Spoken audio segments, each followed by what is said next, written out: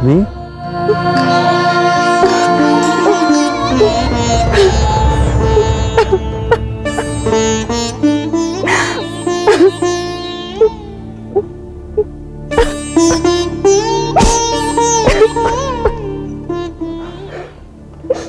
ಎಲ್ಲಿ ಶಿವಲಿಂಗು? ಇಷ್ಟು ದಿನ ಕಾಣಲೇ ಇಲ್ಲ. ಎಲ್ಲಿಗೆ ಹೋಗಿದ್ದೆ? ಎಲ್ಲಿದ್ದೆ? ಅಲ್ಲ, ನಿಂದೇನು ಸುಳಿವೇ ಇರಲಿಲ್ಲಲ್ಲಪ್ಪ. ಇಲ್ಲಾರು ನನ್ನ ಮುನ್ಸಾಕೋ ಸರಿ ಇರಲಿಲ್ಲ, ಅದಕ್ಕೆ ಊರಲ್ಲಿರಲಿಲ್ಲ. ಲಕ್ಷ್ಮಿ ನೆನಪಾದ್ಲು, ನೋಡ್ಕೊಂಡು ಹೋಗುವ ಅಂತ ಬಂದೆ.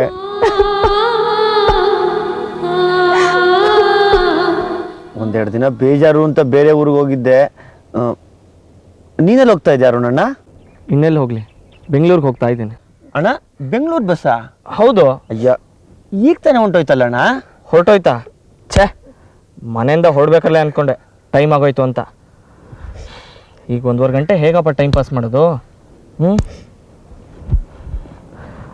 ಸರಿ, ನೀವಿಬ್ರು ಮಾತಾಡ್ತಾರೆ, ನಾನು ಇಲ್ಲೇ ಅಂಗಡಿಗೆ ಹೋಗಿ ಬರ್ತೀನಿ. ಹಾಂ,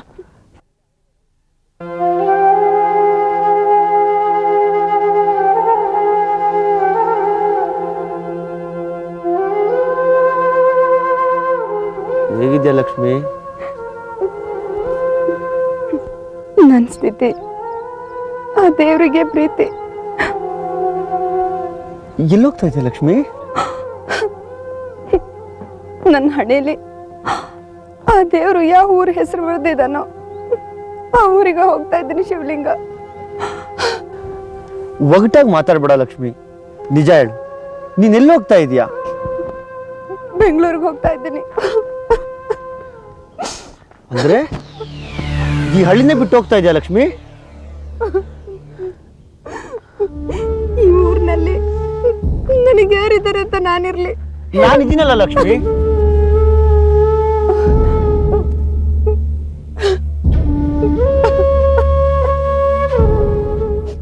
ನೀನಿಲ್ಲಿರ್ಲಿಲ್ಲ ಶಿವಲಿಂಗ. ಏನು ಅನ್ನೋದು ನಿನಗೆ ಗೊತ್ತಿಲ್ಲ. ನಿನಗೆ ಗೊತ್ತಾಗಿದ್ದಿದ್ರೆ ನೀನು ನನ್ನ ಮಾತಾಡಿಸ್ತಾ ಇರ್ಲಿಲ್ಲ. ನೀನು ತಪ್ಪು ತಿಳ್ಕೊಂಡಿದ್ಯಾ ಲಕ್ಷ್ಮಿ. ನನಗೆ ಎಲ್ಲ ಗೊತ್ತು.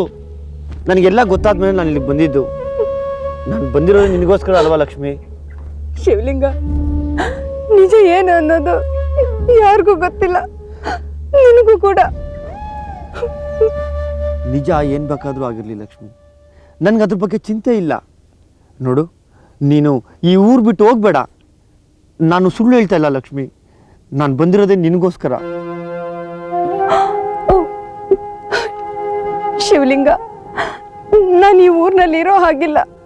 ಬೆಂಗಳೂರಲ್ಲಿ ನಿನಗೆ ಯಾರಿದ್ದಾರೆ? ನನ್ನಂತವ್ರನ್ನ ಕಾಪಾಡೋ ಪುಣ್ಯಾತ್ಮರು ಯಾರಾದ್ರೂ ಇದ್ರೂ ಇರ್ಬೋದು.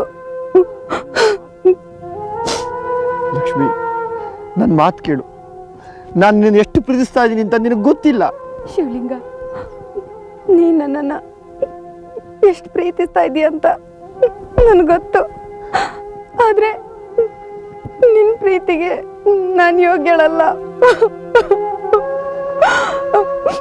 ಬೇರೇನು ಕೇಳ್ಬೇಡ, ನನ್ನನ್ನು ಮರೆತು ನೀನು ಸುಖವಾಗಿರು.